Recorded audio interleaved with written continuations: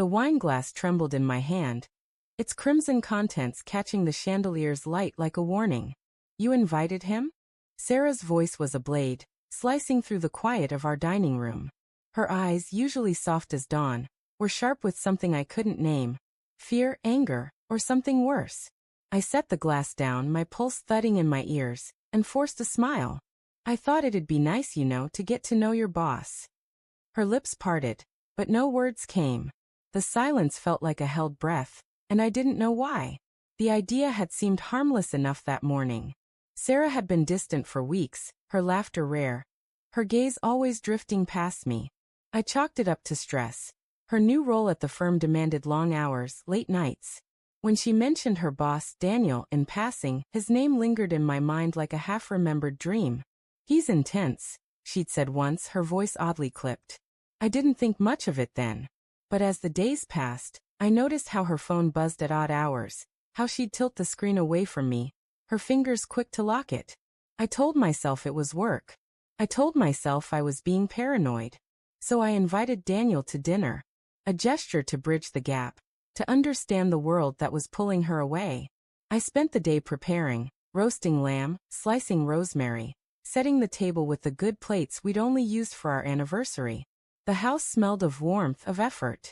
I wanted her to see me trying. Now, standing in our dining room, her reaction made my skin prickle. You shouldn't have done that, Mark, she said, her voice low, almost a hiss. She turned away, her hands gripping the back of a chair, knuckles pale. Why not? I asked, my tone lighter than I felt. He's your boss. I thought it'd be good for you, networking. She didn't answer, just stared at the table, her jaw tight.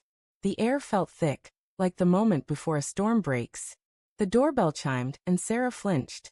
I'll get it, I said, my voice steady despite the knot in my chest. Daniel stood on our porch, his tailored suit crisp, his smile polished. Mark, right? He said, extending a hand. His grip was firm, his eyes scanning me like I was a page he'd already read. Thanks for having me. I nodded, ushering him inside. But something in his ease felt too familiar, like he'd crossed our threshold before. Dinner began with forced pleasantries. The clink of forks against plates echoed in the tense quiet. Sarah barely touched her food, her eyes darting between Daniel and me. I tried to keep the conversation light. Work, the firm, her recent promotion. Sarah's been killing it, Daniel said, his voice smooth as whiskey. He leaned back, swirling his wine. She's indispensable. His gaze lingered on her, and she looked down, her cheeks flushing. I felt a pang, sharp and cold, but I brushed it off. Pride, I told myself. She's just proud. As the evening wore on, the cracks began to show. Daniel mentioned a late-night meeting last week, one Sarah hadn't told me about. You were brilliant, he said, his tone warm, intimate.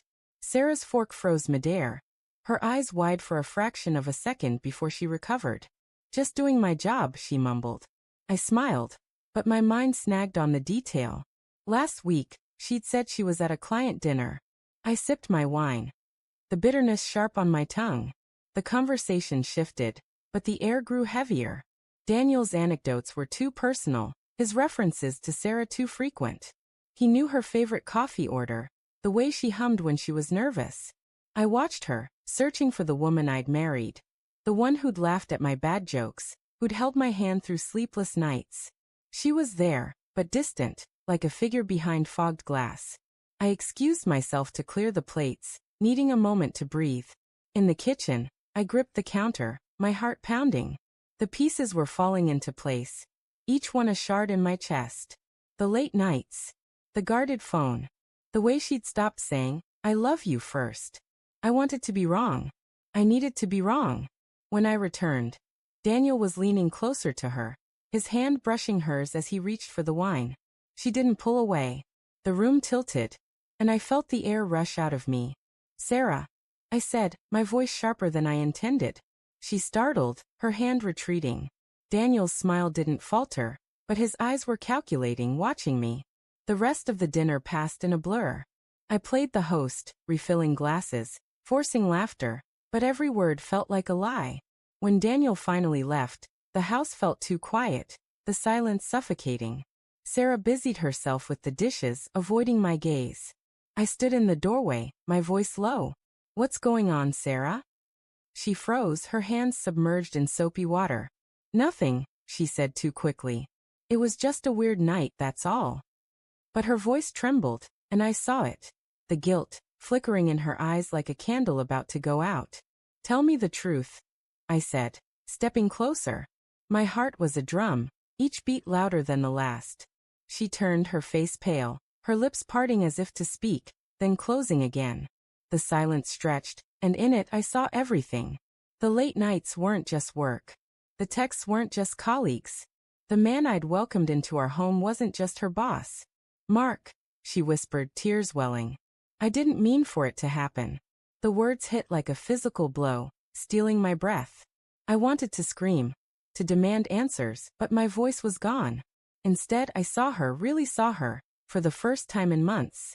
The woman I loved, the woman I'd built a life with, was a stranger. And yet, her pain was real, her regret a mirror to my own heartbreak. I turned away, my vision blurring. The dining room, with its carefully set table and flickering candles, felt like a stage for a play that had already ended. I didn't know what came next, anger, forgiveness, or something else entirely. But as I stood there, the weight of her betrayal settled over me like a shadow, and I knew one thing for certain. The life we'd had was gone, and whatever was left would never be the same.